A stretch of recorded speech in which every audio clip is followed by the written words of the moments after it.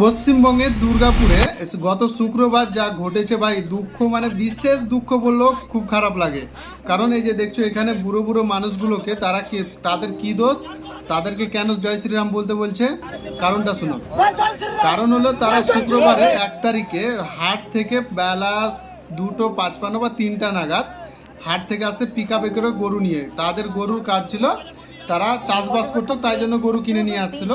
এবং দুর্গাপুরে মিডিলে কিছু বিজেপি গুন্ডা বা নেতা বা বিজেপির কর্মী বা ওদেরকে ধরে গরুটিকে তো ছেড়ে দেয়, কাকে দেয় জানি না, কিন্তু তাদেরকে ধরে এমন মারে ভাই, কি বলবো, দেখো ভিডিওতে এত অপমানজনক। এই বুড়ো বুড়ো মানুষের পিছনে এই দিক দিয়ে রক্ত বেরোচ্ছে, তাও ওদেরকে ছাড়ে না। আবার এই পরিজাত বলে একটা নেতা আছে বিজেপি, যা মানে একজনের গলাতে দড়ি লাগাচ্ছে দেখো, আর পাশে তার বিজেপির এই যে কিছু কর্মী বা নেতার বাচ্চা কি করছে, তাকে জয় শ্রীরাম বলতে বলছে।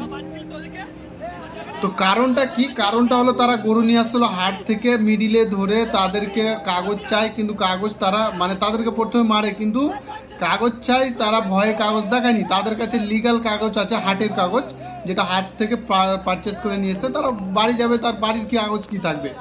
তো তাদেরকে ধরে এমনভাবে মারে আর জয় শ্রীরাম বলতে বলে, কি বলবো, মানে খুবই দুঃখজনক। এরকম ঘটনা পশ্চিমবঙ্গে ঘটছে প্রতিনিয়ত, এটা ঘটতে লেগেছে, মানে আরও ঘটবে। বিজেপি আরও আশ্বাস পেয়ে নেবে, কিন্তু এখানটা বিজেপির রাজ্য না, এটা পরে বোঝা গেল।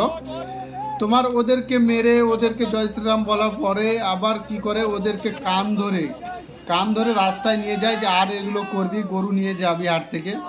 গরুটিতে কত টাকা দাম ছিল, এদেরকে কি বলবো, একটা অ্যামাউন্ট আমি পাইনি, দেখেছি, কিন্তু গরুটির অ্যামাউন্টটা এদের কাছ থেকে নেওয়া হোক।